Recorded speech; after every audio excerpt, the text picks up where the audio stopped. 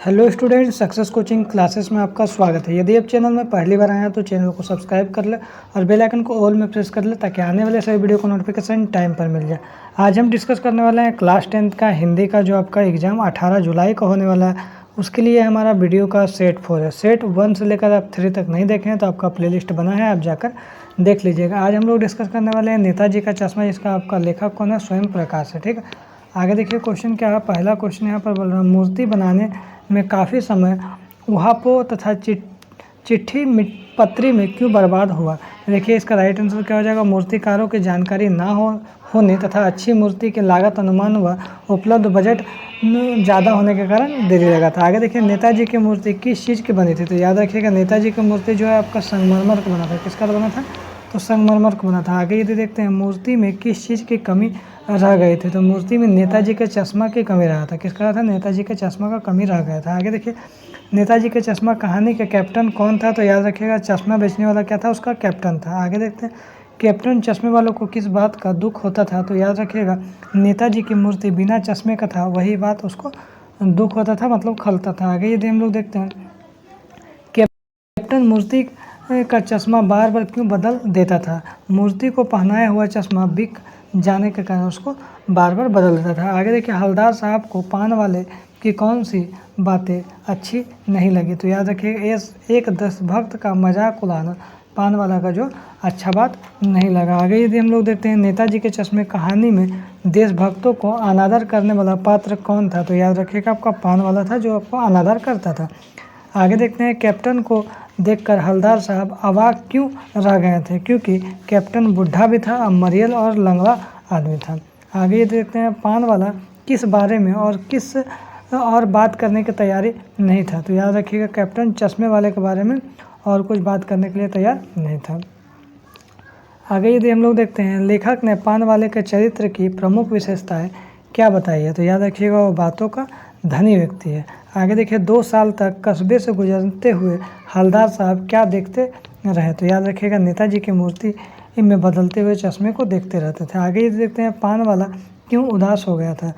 देखिए तो याद रखिए उसके पान बिक नहीं रहे थे, या नेताजी की मूर्ति पर कोई चश्मा नहीं था, या फिर कैप्टन आपको चश्मे वाला मर गया था, या फिर हमारा उपरोक्त में से कोई नहीं। तो याद रखिएगा कैप्टन चश्मे वाला मर गया था, इसी बात को दुखी था। आगे यदि देखते हैं क्वेश्चन नंबर 15 क्या बोल रहा है? हवलदार साहब क्यों दुखी हो गए थे? तो याद रखिएगा दुनिया देश के लिए सब कुछ होम करने वाले व्यक्तियों पर क्यों हंसती है यह सोचकर। आगे देखते हैं कैप्टन के मरने के बाद हवलदार साहब ने क्या सोचा? तो याद रखिएगा अब वे चौराहे पर रुकेंगे नहीं और ना ही मूर्ति की तरफ देखेंगे। आगे देखिए बोल रहा है चौराहे पर मूर्ति को देखकर हवलदार साहब भावुक क्यों हो गए थे?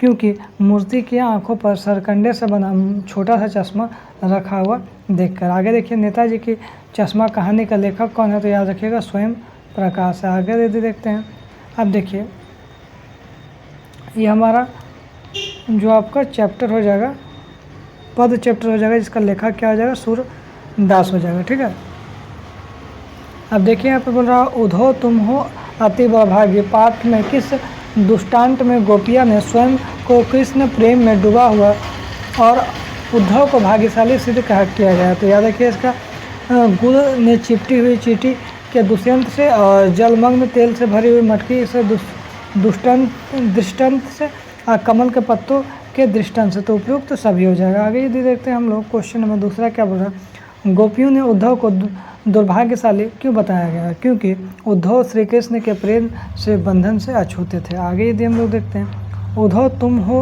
अति बड़भागी पद में गोपियों ने अपने आप को क्या कहा है? तो याद रखिएगा अबला और भोली कहा है। आगे यदि हम लोग देखते हैं क्वेश्चन नंबर 4 क्या बोल रहा है? ज्यों जल महा तेल की गागरी पंक्ति से क्या आशा है? तो याद रखिएगा जिस प्रकार जल में तेल की मटकी का कोई प्रभाव नहीं पड़ता है, उसी प्रकार उद्धव पर कृष्ण प्रेम का कोई प्रभाव नहीं पड़ा। आगे ये देखते हैं गोपियों ने स्वयं को भोरी क्यों कहा है? तो याद रखिए क्योंकि वे छल कपट और चतुराई से दूर थी। आगे देखिए बोल रहा है मन ही मन मांझ रही गोपियों ने ऐसा क्यों कहा है? तो याद रखिएगा गोपियाँ कृष्ण से मिलकर उन्हें अपने सारे कष्ट बता देना चाहती थी, लेकिन ऐसा नहीं हुआ।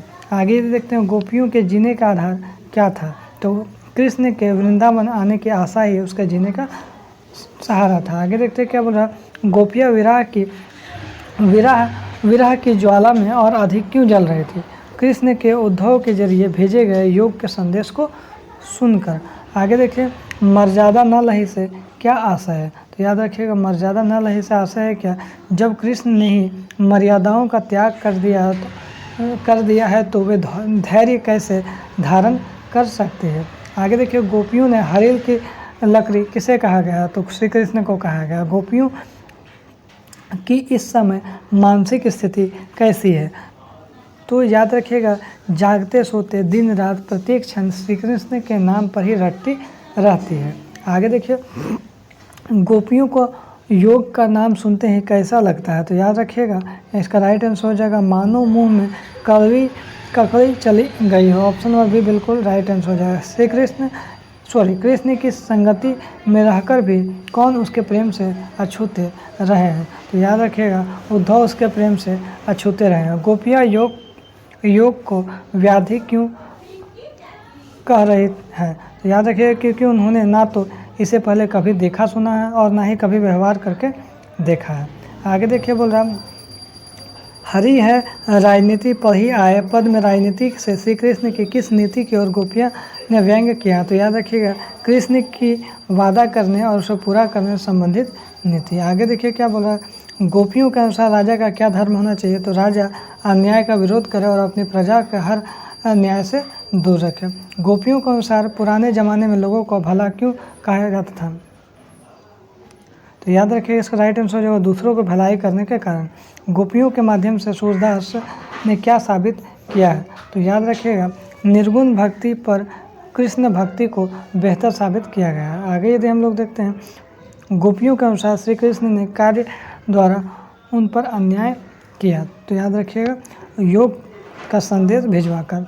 इसमें आपको मोस्ट इंपॉर्टेंट क्वेश्चन आपको दोनों चैप्टर का करवा दिए। तो यदि आपको वीडियो अच्छा लगे तो लाइक करिएगा, शेयर करिएगा। अगर चैनल में पहली बार आए हैं तो चैनल को सब्सक्राइब कर लीजिएगा। अगर आप हमारे व्हाट्सअप ग्रुप में ज्वाइन होना चाहते हैं या फिर टेलीग्राम में ज्वाइन होना चाहते हैं तो आपको डिस्क्रिप्शन में लिंक मिलेगा, आपका जाकर ज्वाइन हो जाइएगा, ठीक है। फिर मिलते हैं हम लोग नेक्स्ट वीडियो में। Thank you so much.